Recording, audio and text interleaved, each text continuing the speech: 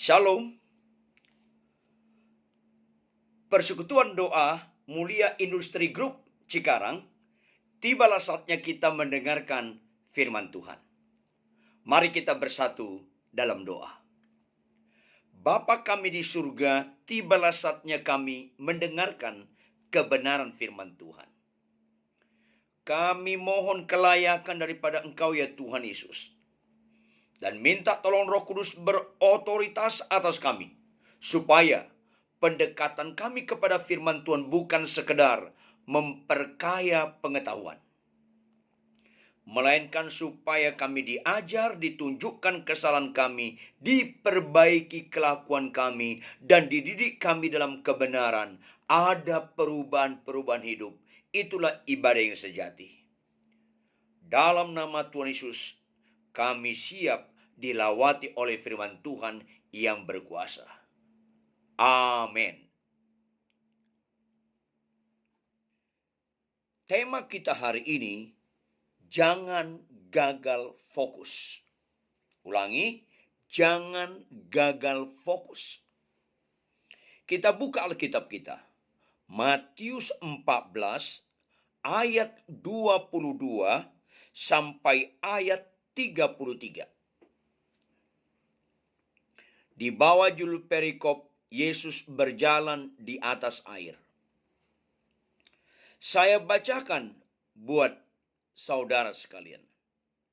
Sesudah itu, Yesus segera memerintahkan murid-muridnya naik ke perahu dan mendahulunya ke seberang. Sementara itu, ia menyuruh orang banyak pulang. Dan setelah orang banyak itu disuruhnya pulang, Yesus naik ke atas bukit untuk berdoa seorang diri. Ketika hari sudah malam, ia sendirian di situ. Perahu murid-muridnya sudah berapa mil jauhnya dari pantai dan diombang-ambingkan gelombang karena angin sakal. Kira-kira jam 3 malam, datanglah Yesus kepada mereka berjalan di atas air. Ketika murid-muridnya melihat dia berjalan di atas air, mereka terkejut dan berseru, "Itu hantu!" Lalu berteriak-teriak karena takut. Tetapi segera Yesus berkata kepada mereka, "Tenanglah, aku ini, jangan takut." Lalu Petrus berseru dan menjawab dia, "Tuhan, apabila Engkau itu, suruhlah aku datang kepadamu berjalan di atas air." Kata Yesus, "Datanglah." Maka Petrus turun dari perahu dan berjalan di atas air mendapatkan Yesus. Tetapi ketika dirasanya tiupan angin, takutlah ia dan mulai tenggelam, lalu berteriak, "Tuhan, tolonglah aku." Segera Yesus mengulurkan tangannya, memegang dia dan berkata, "Hai orang yang kurang percaya, mengapa engkau bimbang?" Lalu mereka naik ke perahu dan angin pun redalah. Dan orang-orang yang ada di perahu menyembah dia. Katanya, "Sesungguhnya engkau anak Allah." Sedemikian jauh firman Tuhan. Jangan lupa Bapak Ibu jemaat sekalian. Orang yang berbahagia adalah orang yang mendengarkan firman Tuhan serta memeliharanya. Apa itu arti memelihara? Merenungkannya siang dan malam dan melakukannya. Itulah orang yang berbahagia. Nah, mulai kita kepada konteks supaya jangan kita tidak sehat menggali firman Tuhan. Konteksnya dimulai dengan ayat 22 kalimat pertama. Apa itu? Sesudah itu Yesus segera memerintahkan murid-muridnya naik ke perahu. Sesudah itu, sesudah apa? Sesudah kejadian Yesus memberi makan 5.000 orang lebih. Karena tidak termasuk wanita dan anak-anak dihitung. 5.000 orang lebih. Sisa 12 keranjang. Seolah-olah representatif, mewakili murid-muridnya masing-masing dapat satu keranjang.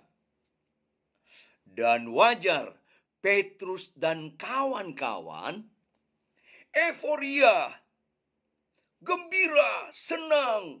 Luar biasa Tuhan Yesus ini. Luar biasa. 5 roti 2 ikan bisa makan 5.000 orang lebih. Sisa 12 keranjang. Kita satu keranjang, satu keranjang. Jemaat yang dikasih Tuhan, Tuhan geleng-geleng kepala. Fokusnya bukan di situ perikop sebelumnya. Kebanyakan orang Kristen sudah bertobat lahir baru, bahkan sudah ambil bagian dalam pelayanan, bahkan bisa punya karunia-karunia roh, tidak menyadari. Seringkali kita gagal fokus. Yaitu apa? Tujuan Allah belum tujuan kita. Pikiran Kristus belum pikiran kita. Perasaan Kristus belum perasaan kita. Dalam perikop sebelumnya, ada ayat kita perhatikan dalam ayat 15 pasal yang sama, Matius 14 ayat 15, menjelang malam. Sekitar jam 5 lewat, mau maghrib, menjelang malam. Murid-muridnya datang kepadanya dan berkata, tempat ini sunyi dan hari sudah mulai malam. Suruhlah orang banyak itu pergi supaya mereka dapat membeli makanan di desa-desa. Suruhlah mereka pergi. Mereka nggak mau direpotkan. Suruhlah mereka pergi. Murid-muridnya tidak mau direpotkan. Perikop ini fokusnya. Ayat 16. Tetapi Yesus berkata kepada mereka, tidak perlu mereka pergi. Kamu harus memberi mereka makan. Kamu harus memberi mereka makan. Saudara, ketika kita mengalami masalah, fokus itu bukan masalah. Bukan, gagal fokus. COVID-19 ini fokus kita bukan. Gak usah doa puasa untuk berhenti COVID-19. Itu Kristen-Kristen gagal fokus. Siapa saja orang Kristen, para hamba Tuhan yang disebut hamba Tuhan, kalau fokus yang mendoakan durasi, saya ulangi, durasi, supaya pandemi COVID-19 ini cepat berhenti, itu gagal fokus. Fokus pengikut Tuhan, masalah cepat atau lambat bukan itu penting.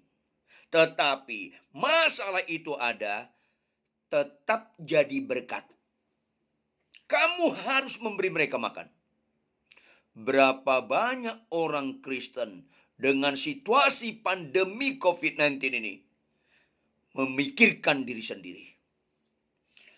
Masalah termasuk pandemi COVID-19 adalah alat yang sangat efektif. Sebenarnya orang Kristen itu fokusnya Yesus dengan segala kehendaknya atau masalah. Ini penting, Bapak Ibu Saudara sekalian. Fokus kita apapun masalahnya, lama COVID-19 ini, tahun ini baru selesai, 2 tahun lagi, 5 tahun, nggak peduli. Yang peduli kita tetap jadi berkat nggak? Goncang pun ekonomi, termasuk ekonomi kita, tidak pernah menghalangi kita jadi berkat. Tapi murid-muridnya lupa hal itu. Maka Yesus pecah-pecahkan 5 roti 2 ikan, makan 5.000 orang. Bisa ada lebih lagi 12 keranjang. Mereka senang. Allahku luar biasa. Halo. Mengatakan Allah luar biasa di tengah-tengah kekaguman-kekaguman ukuran manusia. Itu Allah, sebutan Allah luar biasa tidak teruji. Makanya ayat 22, sesudah 5 roti 2 ikan dipecah-pecahkan, makan 5.000 orang, sisa 12 keranjang untuk murid-muridnya, Yesus segera memerintahkan murid-muridnya. Segera artinya sengaja. Ini berada di pasal 14, jemaat sekalian. Berarti lebih kurang sudah setengah perjalanan Yesus memuridkan murid-muridnya. Tapi masih gagal fokus. Banyak orang Kristen sudah sering ke gereja, sudah jadi worship leaders, sudah jadi singers, sudah jadi pendoa, sudah aser, sudah pendeta. Tapi lebih panik terlambat pesawat daripada terlambat ibadah. Sedih. Rata-rata orang Kristen kemasannya berubah, dalamnya nggak berubah. Rata-rata orang Kristen termasuk aktivis gereja, para pelayan. Entah dia juga sekaligus pendeta pembantu, pendeta muda, atau pendeta penuh. Sulit sekali terlambat ke bandara. Tapi gampang sekali terlambat ke gereja. Itu kan gagal fokus. Banyak bapak-bapak kasar sama istrinya, tapi lembut sekali sama istri orang. Harap tersinggung ya, harap tersinggung. Siapa suruh undang saya khotbah? Ia gagal fokus. Maka Tuhan Yesus mau meluruskan. Kau ikut aku itu bukan ukuran-ukuran makan dan minum. Bukan bicara materi, bukan bicara itu. Tapi perubahan karakter, tetap taat dan setia. Tetap fokus Tuhan dan menyenangkan Tuhan. Apapun masalahnya. Tapi berapa banyak orang Kristen seperti ini. Sesudah itu Yesus segera memerintahkan murid-muridnya naik ke perahu. Dan mendahulunya ke seberang. Kan Yesus sama-sama murid-muridnya tadinya naik perahu. Murid-murid bisa berpikir, lah Yesus nanti naik apa? Tapi karena Yesus segera memerintahkan, ada ketegasan, mereka nggak berani protes. Sementara Yesus juga menyuruh orang banyak pulang. Kan udah makan, pulang. Ayat 23, perhatikan. Dan setelah orang banyak itu disuruhnya pulang, dan murid-muridnya pergi ke perahu, Yesus naik ke atas bukit untuk berdoa seorang diri. Kalau kita lihat konteks sebelumnya dan sesudahnya, doanya kira-kira, perbaikilah fokus murid-muridku, ya Bapa di surga. Perbaikilah fokus dalam mengikuti kebenaran, mengikuti Yesus Kristus sebagai Tuhan dan Juru Selamat bagi Petrus dan kawan-kawan. Dia sengaja berdoa seorang diri. Lihat ayat kalimat berikutnya ayat 23. Ketika hari sudah malam artinya sudah jam 7, ia sendirian di situ. Perahu murid-muridnya sudah beberapa mil jauhnya dari pantai. Beberapa mil. Tidak begitu jauh. Tapi lebih kurang sekitar jam 7 atau setengah 8. Diombang-ambingkan gelombang karena angin sakal. Bapak Ibu Saudara sekalian, kalau Anda pernah ke Danau Galilea, tanya sama pengendali perahu. Angin sakal menurut Alkitab itu apa sih? Itu angin yang sangat menakutkan. Bukan hanya di kalangan awam. Di kalangan para nelayan pun itu sangat menakutkan. Angin sakal itu nggak beraturan. Bukan goncangan dari barat ke barat anginnya terus balik lagi. Bukan kiri kanan goncangannya. Tapi nggak beraturan.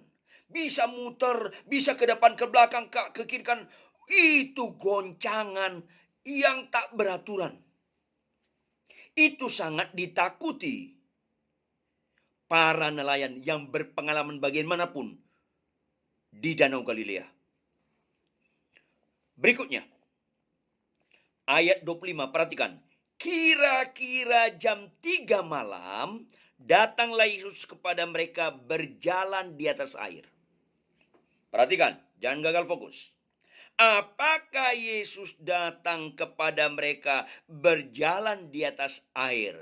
Gelombangnya langsung tenang, angin sakalnya berhenti? Tidak.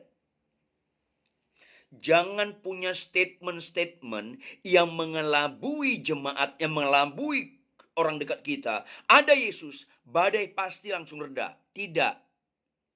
Itu mengenakkan telinga dan bisa membuat orang bayi rohani, kanak-kanak rohani akhirnya kecewa ikut Yesus. Karena itu tidak selalu terjadi. Bahkan lebih sering ada Yesus, masalah, gelombang, badai tidak berhenti. Kalau Anda tenang, ada Yesus, masalah tenang, itu mah biasa. Biasa. Berikutnya, kalau jam 3 malam, di tengah-tengah diombang-ambingkan gelombang karena angin sakal, mereka naik perahu sekitar jam 7, setengah 8, atau taruhlah jam 8. Berarti jam 7, jam setengah 8 atau jam 8 malam, mereka diombang-ambingkan gelombang karena angin sakal sampai jam 3 dini hari. Berapa jam mereka diombang-ambingkan? Bisa Anda menghitung? Minimal 7 jam. 7 jam. 8 malam sampai jam 12, 4 jam. Jam 12 malam sampai jam 3 dini hari, 3 jam. Minimal 7 jam.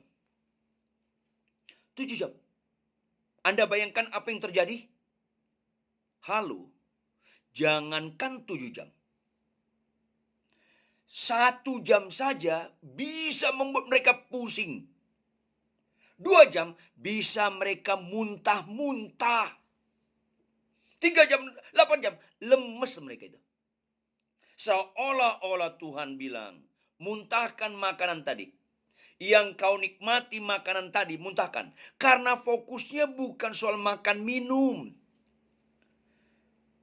tetapi soal kebenaran dan damai sejahtera, sukacita oleh Roh Kudus. Itu Roma 14.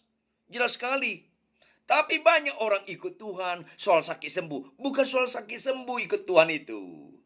Ikut Tuhan yang miskin jadi kaya. Bukan soal itu. Ikut Tuhan berubah karakter kita seperti Yesus. Itu ciri utama Kristen. Bukan hal-hal lahiriah. Bukan yang sifatnya sementara. Jam 3 malam datanglah Yesus kepada mereka berjalan di atas air. Kemungkinan mereka sudah lemas, pusing, nanar sekali. Nah, ketika Yesus dilihat mereka berjalan di atas air, mereka terkejut dan berseru, itu hantu. Itulah kalau orang terganggu oleh masalah, melihat Tuhan jadi hantu. Jangan-jangan hantu jadi Tuhan. Dulu sebelum saya sekolah teologi jadi hamba Tuhan, saya dulu pengajar musik. Saya latar belakang dosen musik. Saya bilang sama pengarang-pengarang lagu zaman dulu, kalau kalian mengarang lagu, ada syairnya dalam bahasa Indonesia, perhatikan setiap kalimat atau setiap kata lebih dahulu. Kata, mana penekanannya? Kalau Tuhan, penekannya di Tuhan, Tuhan, Tuhan. Kalau lagunya 4/4, ketukan paling keras di ketukan pertama. Yang kedua keras ketukan ketiga. Yang pelan ketukan kedua dan keempat. Jadi kalau kalian mengarang lagu, pakai ada syair kata Tuhan, kata tunya harus di ketukan pertama. Atau yang paling boleh lagi ketukan ketiga. Tuhan, Tuhan, Tuhan. Tapi kalau ketukan tunya di ketukan kedua, hanya ketukan ketiga, atau tunya ketukan keempat, hanya ketukan pertama, jadi bisa salah mengerti. Contoh, Tuhan, Tuhan, Tuhan, hantu. Jadi dengar orang kayak hantu-hantu. Masalah penekanan. Demikian juga dalam kekristenan. Kalau penekan kita fokus Tuhan, maka Tuhan kita lihat sebagai Tuhan. Tapi kalau fokus di luar Tuhan, Tuhan pun kita anggap hantu. Satu kali ada bapak-bapak merokok Udah berulang-ulang ditegur istrinya, "Papi, jangan merokok lah. Itu nggak sehat. Masa berkat Tuhan kita pakai untuk merusak tubuh ini sebagai baik Roh Kudus?" Suaminya marah. Setan lo, diem lo, dianggapnya. Istrinya yang diutus Tuhan menegur dia tentang yang tidak baik. Dia bilang istrinya, "Setan lo, kuntilanak lo. Diem lo." Ini susah kalau fokusnya hal-hal di luar Tuhan. Hal dunia, hal kedagingan. Apalagi hal dosa. Repot.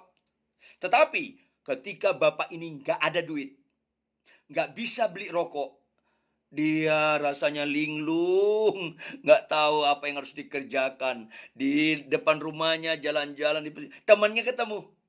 Kenapa lo? Kok muka lo kayaknya nggak tanpa pengharapan? Iya nih, sorry, gua lagi nggak ada duit, nggak ada rokok, pusing gua. Oh, lu nggak punya rokok? Nih, temennya kasih rokok 1 bungkus. Apa dia bilang?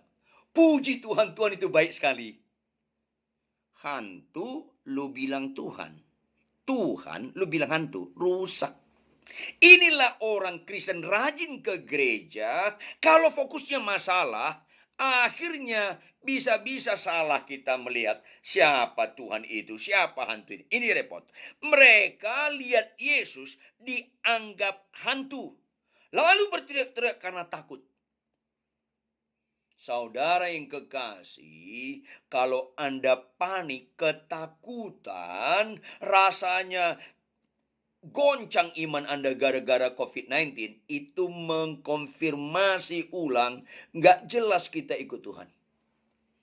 Apalagi karena COVID-19, Anda akhirnya bekerja di rumah, akhirnya sering konflik sama istri, nggak betah di rumah gara-gara itu. Itu menunjukkan nggak jelas rohani kita. Di tengah badai, tengah kesulitan, tetap kita bersuka cita, tetap kita memuji Tuhan, taat dan menyembah Dia. Itu ukuran rohani. Bukan disakit sembuh, bukan keinginan kita dikabulkan, bukan. Jangan gagal fokus. Maka ayat 27, tetapi segera Yesus berkata kepada mereka. Sorry. Ya, 27. Tetapi segera Yesus berkata kepada mereka, "Tenanglah, aku ini, jangan takut." Maka Yesus menyikapi apa yang mereka ucapkan, mengidentifikasikan Yesus dengan salah hantu. Dengan tegas Yesus berkata, "Tenanglah, aku ini, jangan takut." Pakai tanda seru. Tenanglah, aku ini, jangan takut. Tolong perhatikan.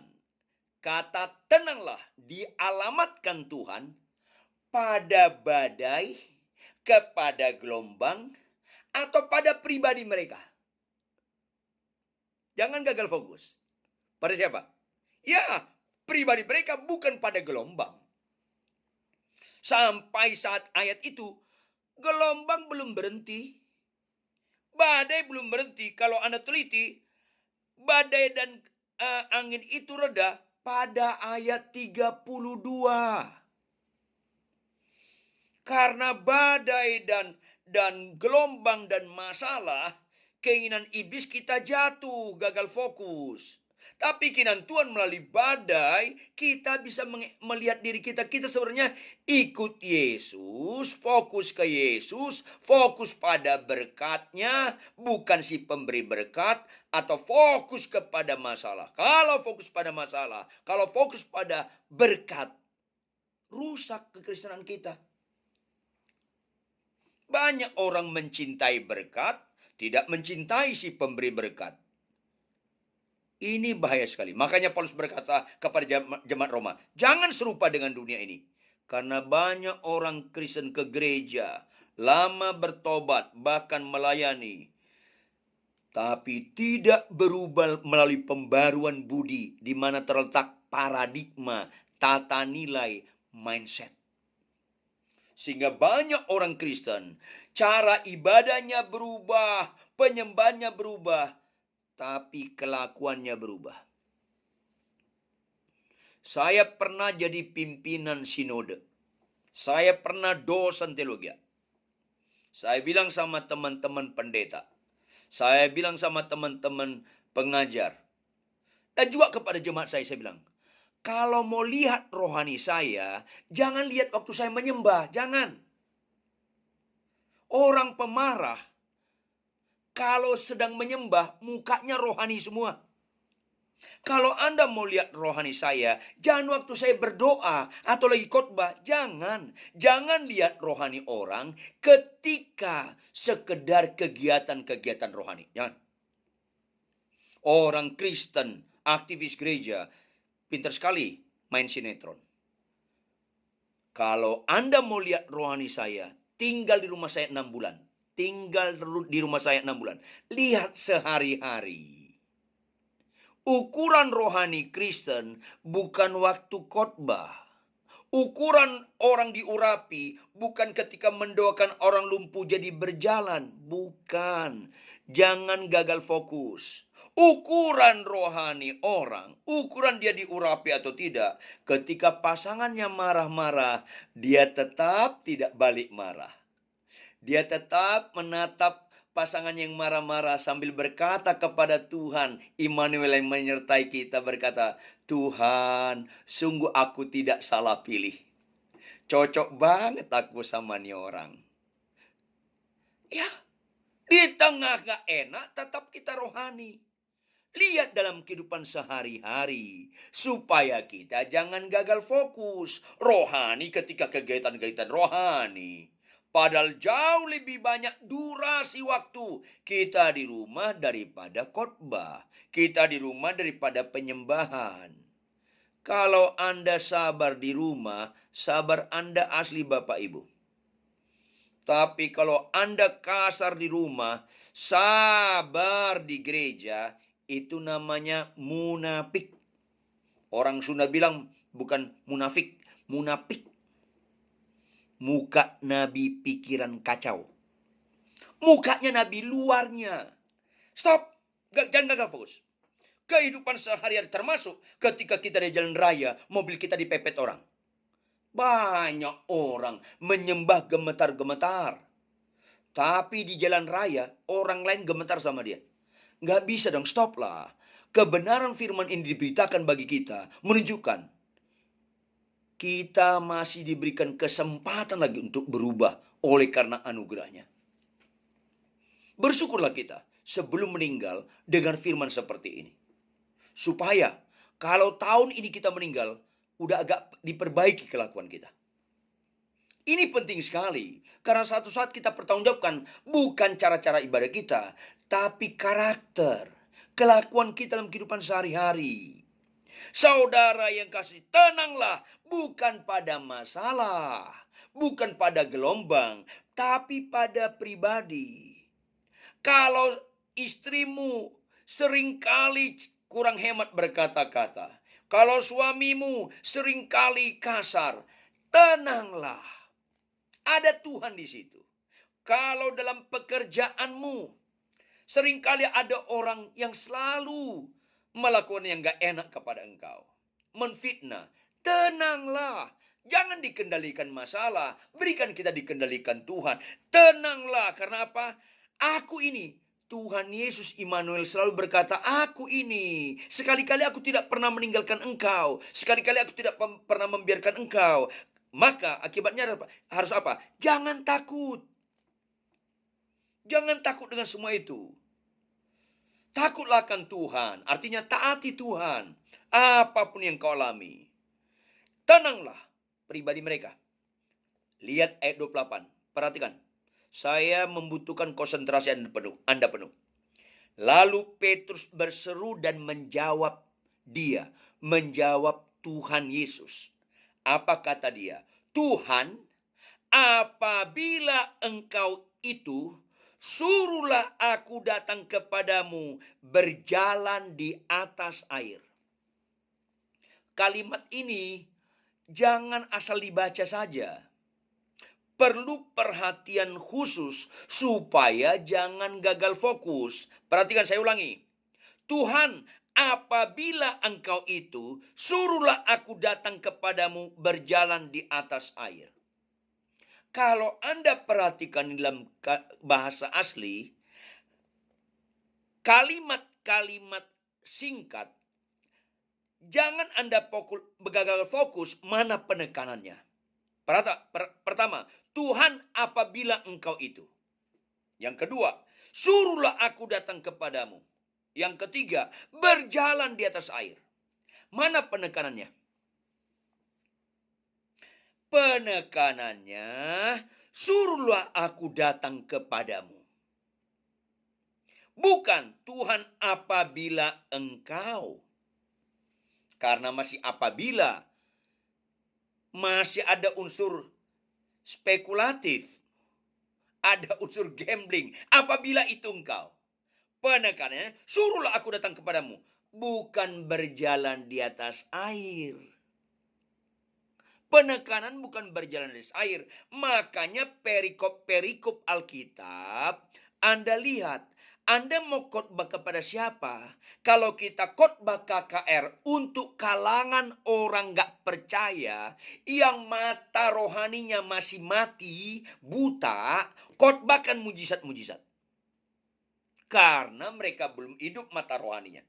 Tetapi kalau di gereja, di tempat persekutuan-persekutuan, notabene kumpulan orang percaya, khotbahkan pengajaran. Pengajarannya, penekanannya, aku datang kepadamu. Bukan mujizat berjalan di atas airnya. Itu kepada orang yang sudah bertobat. Supaya bertumbuh.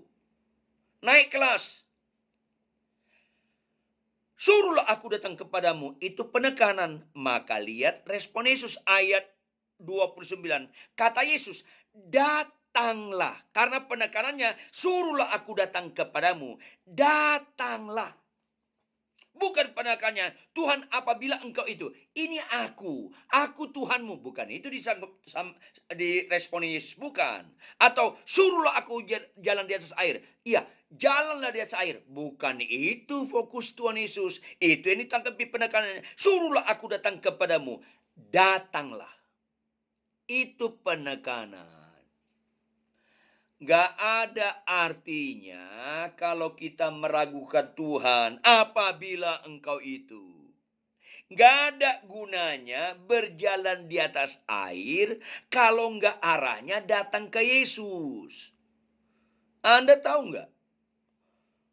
Ahli-ahli loekang, simkang, gingkang di daerah Tiongkok sana, Siolimpai, Butongpai.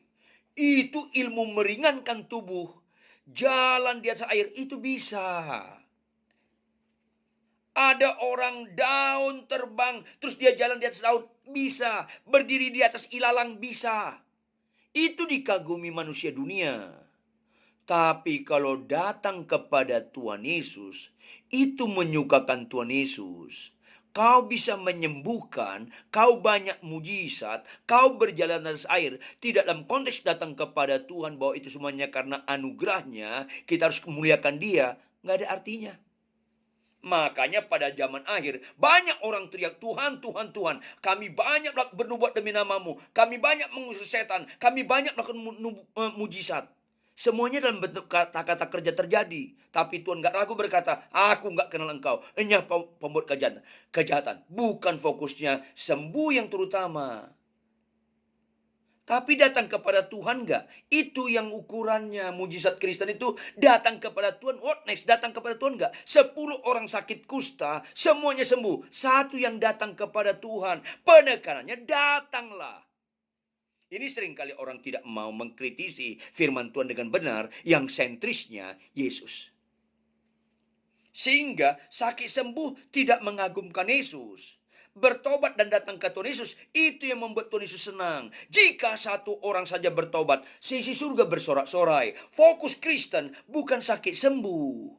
Puji Tuhan sakitmu sembuh. Tapi berikutnya kau datang sama Yesus atau hanya fokus kepada kesembuhan. Haleluya aku sembuh. Terus kelakuan gak berubah. Nggak disiplin baca Alkitab tiap hari. Pasangan marah, kita balik marah. Kapan kau datang ke Tuhan Yesus? Ini bahaya. Maka penekannya, datanglah. Jangan gagal fokus. Penekanannya bukan berjalan atas air. Fokusnya bukan di situ. Fokusnya datang kepada Yesus. Ini penting sekali. pernikahan Anda harus datang kepada Yesus. Artinya kalau sudah datang, harus dalam kontrol Tuhan Yesus. Bukan dikontrol oleh emosi. Bukan dikontrol oleh kesalahan pasangan yang kita rekam terus-menerus. Enggak. Jangan dikendalikan kesalahan pasangan, dosa pasangan yang dulu. Jangan. Kita dikendalikan Tuhan. Bukan dosa Tuhan kita. Yesus Tuhan kita. Datanglah. Lihat ayat 29 berikutnya. Responnya apa? Maka Petrus turun dari perahu, perhatikan, dan berjalan di atas air mendapatkan Yesus. Kalau Anda teliti ini dengan bahasa aslinya, penekanannya mendapatkan Yesus, bukan berjalan di atas air. Kalau sekali lagi, kalau khotbah untuk orang kalangan gak percaya, silakan doakan itu. Khotbahkan itu. Berjalan di atas air. Tuhan sanggup mengatasi masalahmu. Silakan. Supaya mereka ada jembatan, mereka datang kepada Tuhan Yesus. Tapi bagi orang bertobat, harus bertumbuh. Harus jadi murid. Jangan penekanannya berjalan di atas airnya, tapi penekanannya mendapatkan Yesus. Fokusnya Yesus, bukan fokusnya mujizat. Bukan berjalan di atas airnya. Jujurlah Bapak, Ibu, Saudara kekasih. Kalau kita berjalan di atas air, orang Kristen kagum nggak? Kagum kan? Tapi saya tanya balik. Agama lain kagum nggak? Kagum juga. Lebih dalam lagi. Kalau kita jalan di atas air, penjahat kagum nggak? Penjahat pun kagum. Tapi kalau fokus kita Yesus, orang nggak kagum. Makanya jangan serupa dengan dunia ini. Tapi Yesus disenangkan kalau fokus kita Yesus. Mendapatkan Yesus. Iblis nggak suka kalau fokus kita Yesus, mendapatkan Yesus. Kalau kau jalan di atas air, sepanjang nggak fokusnya Yesus nggak apa-apa. Apalagi kau dipuji-puji. Hebat loh, si Joni bisa jalan di atas air. Hebat loh, si Lukas bisa jalan di atas air. Iblis tidak terganggu kau jalan di atas air. Iblis terganggu dan bisa dikalahkan kalau kita teosentris. Fokusnya Yesus. Fokus kita bukan mujizat. Fokus kita bukan yang dikagumi orang. Fokus kita menyenangkan Tuhan. Fokus kita meninggikan Yesus. Mendapatkan Yesus. Supaya kita hidup seturut dengan kehendaknya. Ini penekanan. Maka kalau kita lihat di sini, maka respon Petrus turun dari perahu dan berjalan di atas air mendapatkan Yesus. Pertanyaan, sempat nggak Petrus jalan di atas air? Sepakat, sempat. Tapi sepanjang fokusnya Yesus. Maka bagaimana yang dikehendaki iblis? Roh jahat, bagaimana fokus kita tidak Yesus?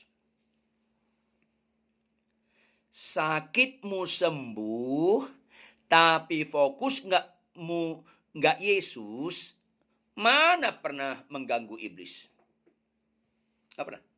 Kau khotbah berapi-api, fokusmu bukan Yesus, menyenangkan diri, membanggakan diri, mana pernah takut iblis? Nggak pernah takut iblis. Kau mendoakan orang sakit lumpuh berjalan, buta celik. Fokusmu diri sendiri supaya kau dipuji di perdunia. Selesai, nol, ketipu setan. Tapi kalau semua yang kita kerjakan, segala sesuatu dari dia, kita follow up oleh dia, dan kita kembalikan kepada dia, bagi dialah kemuliaan sampai selama-lamanya. Itulah orang tidak gagal fokus. Ini penting sekali. Ayo kita berubah. Maka kehendak iblis dan roh jahat, kalau kita tidak fokus Yesus, apa yang terjadi? Itu yang diinginkan oleh iblis. Khotbah, apapun yang kukerjakan, penyembahan sampai setelah itu, next, apa berikutnya? Fokusmu Yesus enggak? Ini yang dikehendaki iblis. Apa yang terjadi? Maka Petrus turun dari perahu dan berjalan di atas air mendapatkan Yesus. Tetapi, ayat 30. Ketika dirasanya tiupan angin. ketika dirasanya tiupan angin. Berikutnya, takutlah ia. Kenapa takut? Dirasanya tiupan angin yang keras membuat angin sakal itu membuat gelombang besar. Mulai masalah mengintervensi pikirannya. Mulai goyah fokusnya. Bukan lagi mendapatkan Yesus. Memikirkan, oh angin ini kok besar ya. Aduh gimana aku? Aduh, kok masuk. Ia tenggelam. Karena kata kuncinya bukan berjalan di atas airnya. Kata kuncinya fokus kepada Yesus, mendapatkan Yesusnya. Bagaimanapun ketidakcocokanmu kepada istrimu, bapak-bapak. Bagaimanapun ketidakcocokanmu kepada suami, ibu-ibu. Apapun permasalahanmu, bapak, ibu, jemaat sekalian. Termasuk COVID-19. Kalau fokus kita Yesus, pelan kelihatannya, tapi pasti kita lewati. Tuhan adalah gembalaku. Perhatikan. Ada kata keterangan tempat. Padang rumput hijau ke air yang tenang. Ia menuntun aku.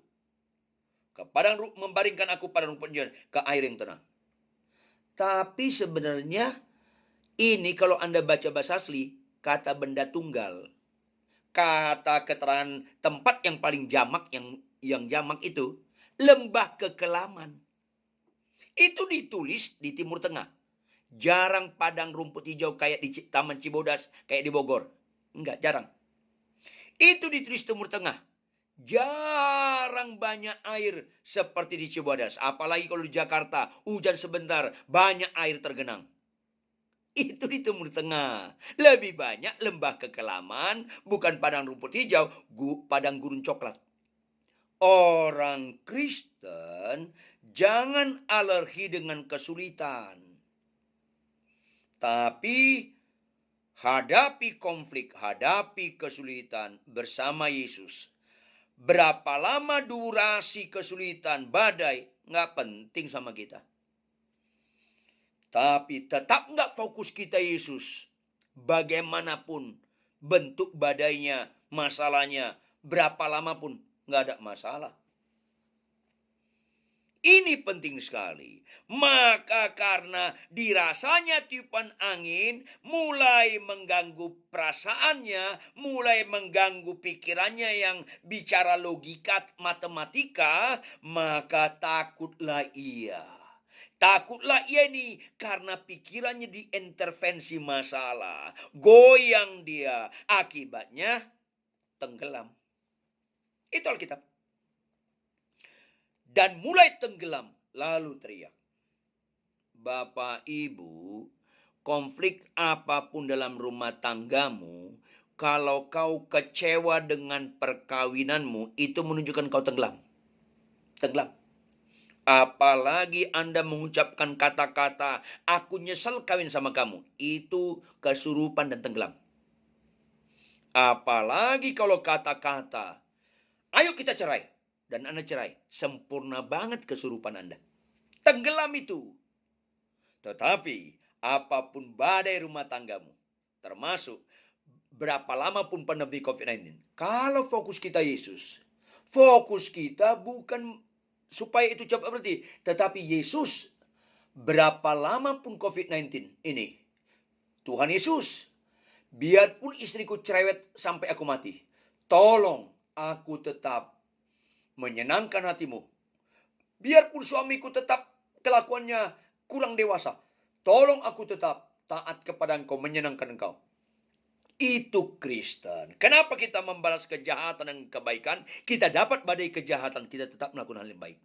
Kenapa kita kasih musuh kita tetap dapat sesuatu yang gak nyaman dari musuh, tetap kita mengasihi. Itu Kristen. Nggak peduli berhenti atau tidak berhenti itu masalah. Yang kita fokus adalah tetap kita jadi berkat di tengah masalah. Itu excellent. Itu statement yang berbobot, kita mengakui Tuhan itu luar biasa.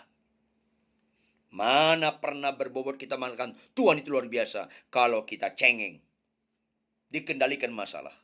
Maka dalam momentum itu Tuhan Yesus menjelaskan ayat 31. Segera Yesus mengulurkan tangannya, memegang dia, Petrus, dan berkata, "Hai orang yang kurang percaya, mengapa engkau bimbang?"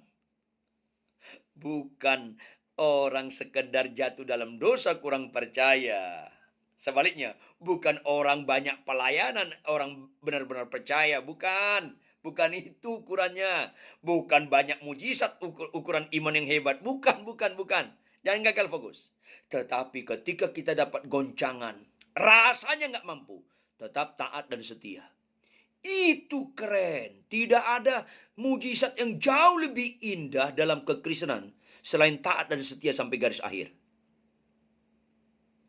Nanti kedatangan Tuhan yang kedua kali, yang dicari apa? Adakah hambaku yang setiawan?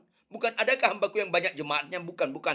Adakah hamba Tuhan jadi terkenal? Enggak dicari hamba Tuhan yang terkenal. Enggak. Itu bukan nilai. Adakah jemaatku banyak, jadwal khotbahnya? Bukan. Setia, taat. Mulai dalam membaca Alkitab tiap pagi, bangun pagi. Mulai dalam kehidupan sehari kita suka memberikan perpuluhan. Kita mau setia sama perkawinan. Itu nilai-nilai. Memang nggak populer, tapi itulah nilai di hadapan Yesus. Ukuran manusia seringkali beda dengan ukuran Yesus. Atau sebaliknya, ukuran Yesus beda dengan ukuran kita. Maka, ayat 32, lalu mereka naik ke perahu dan angin pun redalah. Baru reda. Karena masalah, kesulitan. Dipakai, perkenankan Tuhan supaya kita mengevaluasi. Sebenarnya kita rohani atau tidak? Bagaimana reaksi kita ketika dapat masalah? Ayat 33. Dapat pembelajaran yang mahal. Bukan kita dapat berkat, ukuran berkat yang luar biasa. Bukan ketika dapat 5 roti 2 ikan kita lihat bisa dipecah-pecahkan makan 5.000 orang lebih. Bukan itu fokus orang-orang yang mau bertumbuh ke arah dewasa. Tapi tambahnya tingkat pengenalan akan Tuhan dan mencintai Tuhan. Ayat 33. Dan orang-orang yang ada di perahu menyembah dia, katanya, sesungguhnya engkau anak Allah. Sesungguhnya engkau anak Allah.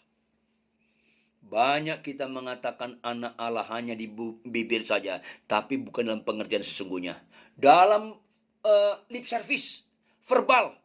Tapi ketika ada masalah, kita tidak merasakan bahwa dia sesungguhnya anak Allah yang punya kuasa memampukan kita tetap tenang di tengah badai walaupun belum selesai.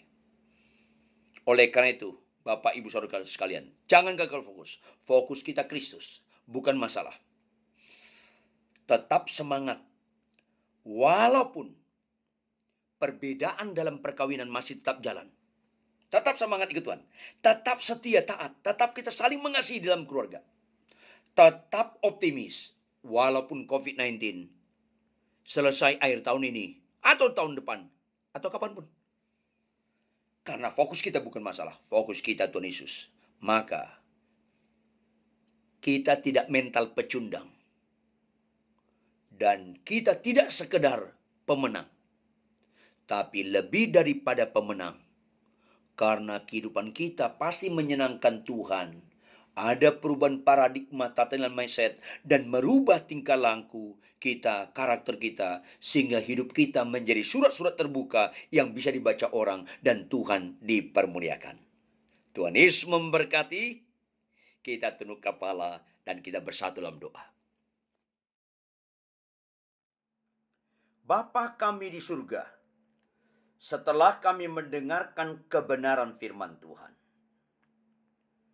Tuhan, jika ada dosa dan kejahatan kami ditegur, ampuni kami Tuhan. Jika kami selama ini gagal fokus, ubahkan kami Tuhan. Terjemahkan lebih lanjut kebenaran firman hari ini dengan segala kekayaan maknanya. Materaikan dalam loh hati kami masing-masing. Dan pimpin kami Roh Kudus mengimplementasikannya dengan sukacita. Dan tiba juga saatnya kami menaikkan doa syafaat kami Tuhan. Bapa di surga, kami berdoa supaya Tuhan memberkati bangsa dan negara dalam roh takut akan Tuhan. Secara khusus dalam situasi pandemi COVID-19 yang berdampak kepada hal ekonomi dan lain-lain sebagainya. Berikan hikmat di atas rata-rata bagi penyelenggara negara, baik itu di kalangan eksekutif, yudikatif, dan legislatif, khususnya hamba-Mu Presiden Jokowi. Berkati Tuhan. Kami juga berdoa untuk mulia industri, manajemen, karyawan, serikat buruh, supaya dalam pemeliharaan Tuhan, takut akan Tuhan menguasai mereka dalam segala tindakan, sehingga mulia industri Grup Cikarang tetap eksis oleh karena kasih anugerah Tuhan, dan Tuhan ditinggikan. Kami juga mengucap syukur untuk teman-teman yang berulang tahun pada bulan ini, ataupun wedding anniversary, ataupun perayaan-perayaan sukacita yang lain. Berkati mereka supaya makin banyak kasih karunia Tuhan, makin dewasa mereka mempertanggungjawabkannya untuk kemuliaan nama Tuhan. Begitu pula dengan saudara-saudara kami yang lagi kurang sehat, yang sedang sakit, khususnya Bapak Kriswanto. Tuhan, lawati dia dengan cara-Mu sendiri. Buat pertolongan yang ajaib yang membawa bukan sekedar sembuh, tapi Tuhan sungguh dipermuliakan di atas kesembuhan. Juga teman-teman yang lain yang tidak kami dapat sebut satu persatu, lawati dan tolong mereka Tuhan Yesus. Termasuk juga teman-teman yang mungkin ada mengalami musibah atau kemalangan. Penghiburan Roh Kudus yang melampaui segala akal dan pikiran memberkati mereka sekalian. Kami percaya Engkau tidak pernah meninggalkan setiap kami. Engkau tidak pernah membiarkan kami. Dan kami juga berdoa untuk ibadah minggu berikutnya. Berkati supaya setiap kami sungguh antusias mengikuti ibadah. Berkati hamba-Mu Pendeta Yosef ya Tuhan, supaya Pendeta Yosef Kelly dalam urapan Tuhan yang membawa kami semakin indah, ada perubahan, dan kami semakin taat kepada Engkau. Dalam nama Tuhan Yesus Kristus kami sungguh berdoa. Jemaat Persundoa Mulia Industri Grup Cikarang, arahkanlah hatimu dan terimalah berkat kasih Allah Bapa yang kekal yang tidak pernah berubah, anugerah serta damai sejahtera dari Tuhan Yesus Kristus, persekutuan, pertolongan, penyertaan daripada Roh Kudus, berkat Allah Tritunggal memberkati saudara sekalian untuk taat dan setia menjadi pelaku-pelaku firman Tuhan sepanjang tahun 2021 sampai Maranatha, bahkan sampai selama-lamanya. Semua yang percaya dan diberkati bersama-sama katakan amin. Amin. Tuhan Yesus memberkati kita sekalian. Shalom.